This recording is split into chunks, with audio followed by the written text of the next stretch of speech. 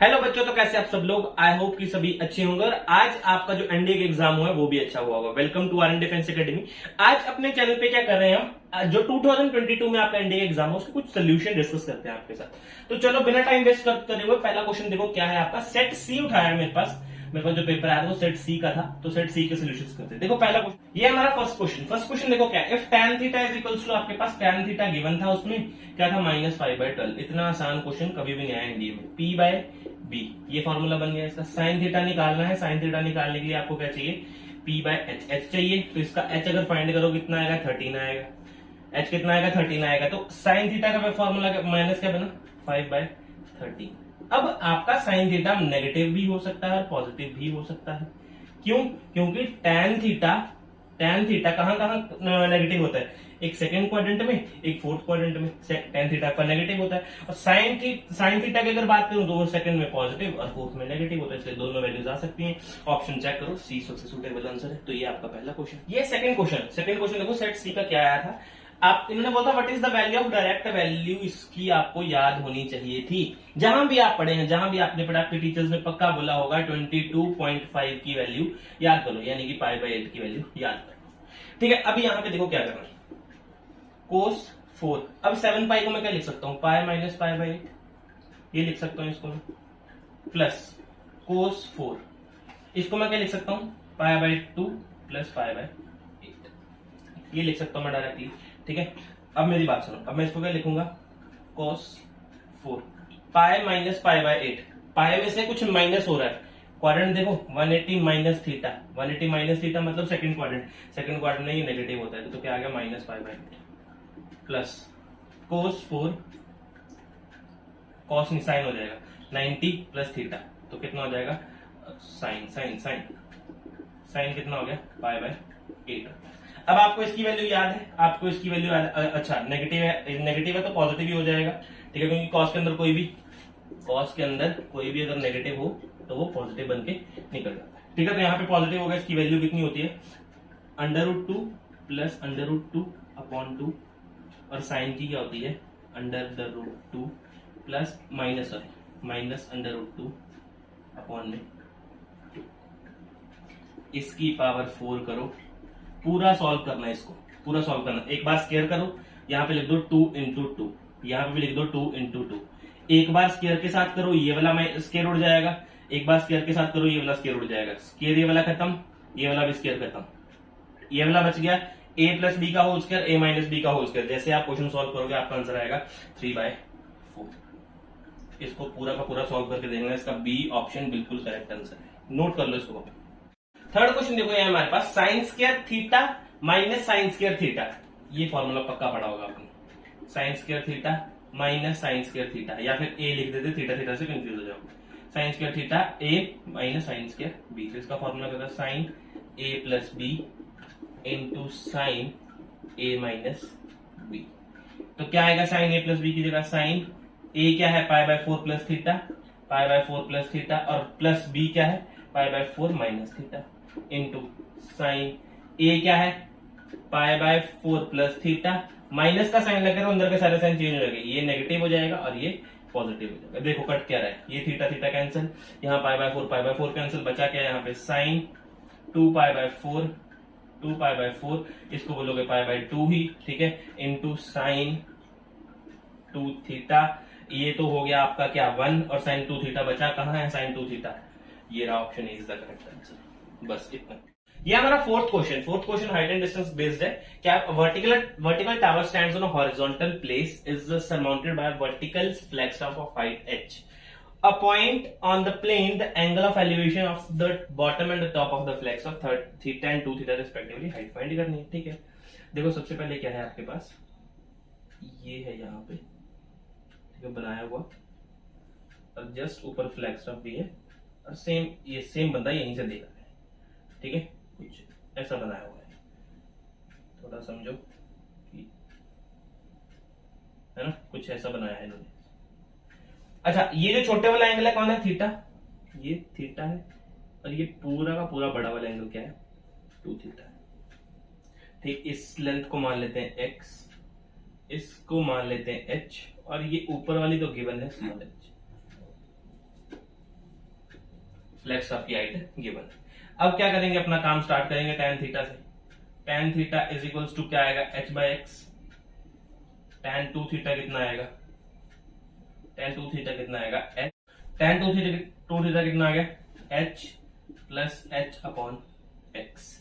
अब tan 2 theta का मैं क्या बोल सकता हूं, 2 tan theta upon 1 minus tan square theta is equals to h upon h।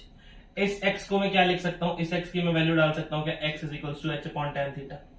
मैं वही करूंगा, यहाँ पे क्या डालूंगा, h अपॉन tan थीटा। यहां से उड़ गया ये, ठीक है।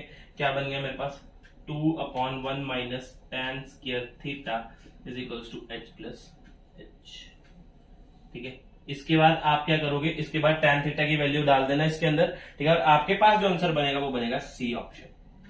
फिफ्थ क्वेश्चन देखो क्या था हमारे पास, the shadow of a tower become x metre longer when the angle of elevation changes. Angle of elevation जब चेंज करेगा तो x की वैल्यू भी चेंज कर जाएगी। मतलब मान लो एंगल ऑफ एलिवेशन यहाँ पे क्या है, 60 डिग्री। अगर 60 डिग्री से बढ़ रही है, ठीक है, तो ये कितना है डिस्टेंस, x डिस्टेंस गिवन है, और यहाँ पे कोई थीटा गिवन है, ठीक है। और यहाँ पे हाइट गिवन है √3x। इसको लेट कर ले y है, ये इसको लेट कर ले y। अच्छा यहाँ पे देखो tan 60 निकालना जरा, tan 60 कितना आएगा, √3x अपॉन y। tan 60 कितना होता है, 1 अपॉन √3, √3 होता है, √3 इज इक्वल्स टू √3xy। √3 से √3 गया, x और y दोनों इक्वल आ गए। अगर x और y इक्वल है, अब tan थीटा निकालो जरा। tan theta is equals to किसके बराबर आएगा, √3x upon x plus y। अरे बेस पूरा हो जाएगा ना, अब बेस पूरा हो जाएगा। tan theta is equals to √3x, x और y इक्वल है तो यहाँ पे 2x लिख देता हूँ, x गया। tan थीटा कितना आया, √3/2। अगर ये 3/2 है तो कितना है, 1.73/2, 0.86 के करीब करीब बना कहीं पे आपका, ठीक है। अब 0.86 कहाँ वैल्यू लाया करता है, 30 और 45 के बीच में, कैसे बताता हूँ। 30 का क्या वैल्यू होता है, 1/√3। आप 1/1.73 करोगे ना तो 0.53 के कहीं ना कहीं करीब ये लाई करेगा। और लास्ट 45 क्या होता है, 1, ठीक है। और ये 30 डिग्री है, ये 45 डिग्री है, तो 0.86 इन दोनों के बीच में तो लाई करेगा, इसलिए भी ऑप्शन इज करेक्ट आंसर। ये क्वेश्चन नंबर 5। नेक्स्ट क्वेश्चन देखो क्या था, if tan inverse 1/2 plus tan inverse x/3 is equals to π/4। सबको आता था ये क्वेश्चन, सबको आता था, 12th तो करी आपने। tan inverse x plus tan inverse y क्या होता है, tan inverse x plus y 1 minus xy is equals to क्या है, सामने π/4 तो π/4 लिख दो। x plus y 1 minus xy tan π/4, ये tan जंप करेगा तो कितना हो जाएगा यहाँ पे 1। x plus y is equals to 1 minus xy। x और y तो गिवन है, x और y तो गिवन है क्या, 1/2 plus x upon 3 is equals to 1 minus कितना आ जाएगा, x अपॉन 6। तो अब क्या करना है, यहाँ पे हमने किसकी वैल्यू निकालनी है, x की वैल्यू निकालनी है आपको। तो कितना आएगा यहाँ पे 1 बाय, इसको ले लो एलसीएम 6, तो कितना बना 3 plus 2x is equals to 6 minus x upon 6।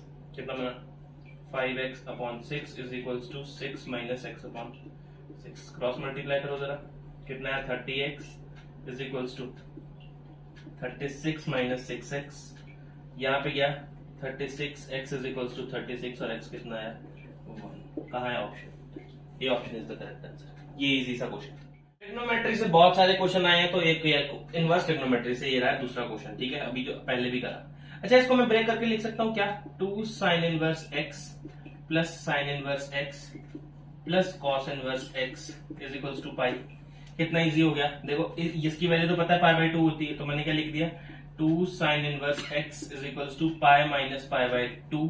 तो यहाँ पे आ जाएगा आपका 2 sine inverse x is equals to π/2। तो sine inverse x is equals to π/4। तो वैल्यू किसकी निकालनी है, x की। साइन जंप करेगा, साइन π/4 कब कहाँ वैल्यू होती है 1/√2। तो ऑप्शन कहाँ है, ये रहा ऑप्शन सी। ये था क्वेश्चन। देखो क्या दिया है, इफ ये दे रखा है आपको। अब आपको ये सबको पता है क्या चीज होती है ना।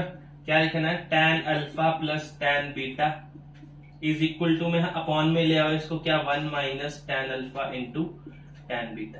किसके इक्वल, 1 के इक्वल किसका फॉर्मूला है, किसका फॉर्मूला है, tan अल्फा प्लस बीटा का इज इक्वल टू 1। अच्छा, अल्फा प्लस बीटा कैसे निकालोगे फिर, tan जंप करवा दो, कितना आ गया pi by 4, option B correct answer. इतना सा क्वेश्चन था बस। 9th क्वेश्चन देखो, ये भी ट्रिग्नो से बहुत सारे क्वेश्चन आए इस बार, बहुत ज्यादा। देखो क्या है, 1 प्लस tan x और 1 प्लस tan y अगर आपके 2 के इक्वल होता है तो आपका x प्लस y क्या होता है, 45 के इक्वल होता है। ठीक है, अब x क्या गिवन है यहाँ पे थीटा, y क्या गिवन है 9 थीटा, 45 आ गया, tan theta is equals to 45। अरे tan थीटा किसके साथ पूछा है, tan के साथ पूछा है, तो दोनों जगह tan लगाओ जरा, tan थीटा और tan 45 1, option B correct answer. B correct answer आ रहे हैं, नोट करो। 10th क्वेश्चन के देखो क्या बोला है, what is the value of sine 0, 10, 20, 30, 360 तक है, 0 से लेकर 360 तक जा रहे हैं, सीधा आंसर 0। साइन का रेंज देख लो ना, साइन का ये देखो ऐसे चलते हैं हम, 0, 180, 360, पाई 2 पाई, यहाँ सारे पॉजिटिव यहाँ नेगेटिव, सारे दोनों के दोनों कट जाएंगे, आंसर कितना कैसी बात खत्म। यही है क्वेश्चन। देखो सुपर सेट अभी हमने फाइंड करने इस क्वेश्चन में, consider all the subsets of a set A equal 1 2 3 4 how many super sets, और 4 के सुपर सेट का मतलब होता है 4 हर एक सेट में इंक्लूडेड होना चाहिए। जैसे अब बताता हूं कैसे, देखो 1 4, 2 4, 3 4 और फिर आ गया आपके पास 1 2 4 है ना, 1 3 4 और कौन सा आ गया आपके पास 2 3 4 और कौन सा आ गया 1 2 3 और 4। कितने एलिमेंट्स बने, 3 3 6 7, इसका 7 आता है, सुपर सेट बन गया आपके। देखो सभी में 4 आपका इंक्लूड है, तो ये आपका सुपर सेट है। नेक्स्ट क्वेश्चन, 12th क्वेश्चन करने के लिए आपको ना सेट्स की नॉलेज होनी चाहिए, सेट्स की नॉलेज के साथ थोड़ी इंग्लिश की नॉलेज भी होनी चाहिए, और एंड की, और एंड की, है ना, और का मतलब या, है ना। तो अब देखो यहाँ पे क्या बोल रहा है, x जो है a यूनियन b से बिलोंग ही नहीं करता, x a यूनियन b से बिलोंग ही नहीं करता, इसका मतलब है ना ही x a में है ना ही x b में है, तो और नहीं आएगा सर, एंड आएगा। ये या वाली कंडीशन दे रहा है, और आपका या वाली कंडीशन दे रहा है, या तो a में हो सकता है, b में नहीं हो सकता है, b में हो सकता है, a में नहीं हो सकता, उल्टी चीज बोल रहा है, तो ये तो गलत है भाई, फर्स्ट तो गलत है। x not belongs to A intersection B, A intersection B मतलब दोनों कॉमन पार्ट में नहीं है। अब एंड दे दिया, देखो यहाँ पे एंड दे दिया, अब एंड तो आएगा ही नहीं, यहाँ पे या आएगा, यहाँ पे और आएगा, ठीक है। सिर्फ कंडीशन कहां से गलत हुई, एंड और से, ये भी गलत हो गया, डी ऑप्शन इसका करेक्ट आंसर है। बस यही क्वेश्चन, इसके लिए सेट्स की जानकारी जरूरी है। 13th क्वेश्चन देखो, सेट के ऊपर बेस्ड है, दोबारा से क्वेश्चन देखो, consider the following sets in the respect of 2 empty sets A and B. अरे ए यूनियन बी और ए इंटरसेक्शन बी दोनों आपस में इक्वल हैं। आपस में इक्वल होते कब है, जब सेट आपस में इक्वल हो, ए इज इक्वल्स टू बी, तो पहली इक्वेशन तो पहला इन्होंने चीज सही दे रखी है। दूसरी चीज देखो, ए सिमेट्रिक डिफरेंस बी, तो क्या है, इसका मतलब क्या है, ए माइनस बी जो है तो यूनियन है बी माइनस ए के। अगर A minus B union B minus A आपका फाई है, ठीक है, अगर फाई है तो पक्का कंडीशन क्या होगी, दोनों सेट आपस में इक्वल होंगे, ए इंटू बी, ये भी इन्होंने बात सही लिखी है, तो बोथ ए एंड बी इसका करेक्ट आंसर था, सी ऑप्शन। 14th क्वेश्चन देखो, रिलेशन से आपको consider the following statement in the respect of relation in a set of a natural number by x relation to R. सबसे पहले reflexive check करो है नहीं है, रिफ्लेक्सिव चेक करने के लिए क्या करूंगा, जहां जहां वाई है वहां मैं एक्स डाल दूंगा, x square minus 5x square plus 4x square, क्या 0 आ रहा है, बिल्कुल 0 आ रहा है, देखो ये -4 हो जाएगा, ये 4 है, पूरा पूरा कैंसिल हो जाएगा, 0 तो आ गया, रिफ्लेक्सिव तो है, डन, ठीक है। लेकिन अगर आप x की जगह y और y की जगह x डालो तो कोई 0 आने वाला नहीं है, अगर सिमेट्री की नहीं है, ट्रांजिटिव चेक ही नहीं करेंगे, 1 only is the correct answer. 15th question देखो क्या है, consider the following statements in respect of any relation R on a set A, ठीक है। अगर आपका रिलेशन रिफ्लेक्सिव है ना, तो उसका आर इनवर्स भी रिफ्लेक्सिव होगा, सिमेट्रिक है तो इनवर्स भी, ये सारे के सारे सही हैं, 1 2 एंड 3 इसका करेक्ट ऑप्शन है। ये थी आज की हमारी वीडियो। 15 क्वेश्चन जो एनडीए के लिए हमने करवाए आपको, वो थी करेक्ट आंसर किए बिल्कुल। अगर बाकी के आंसर की आपको चाहिए तो इस नंबर पे कॉल कर लो, आपको पूरी की पूरी आंसर की प्रोवाइड करवा देंगे, ठीक है। बाकी अगर आपने और भी किसी कोर्स के लिए अप्लाई करना, लाइक एनडीए, सीडीएस, एफकेट वगैरह किसी भी कोर्स के लिए अप्लाई करना है, तो आप डायरेक्टली इस नंबर पे कॉल करो, आपके पास हर एक इन्फॉर्मेशन पहुंचा दी जाएगी। Okay, thank you.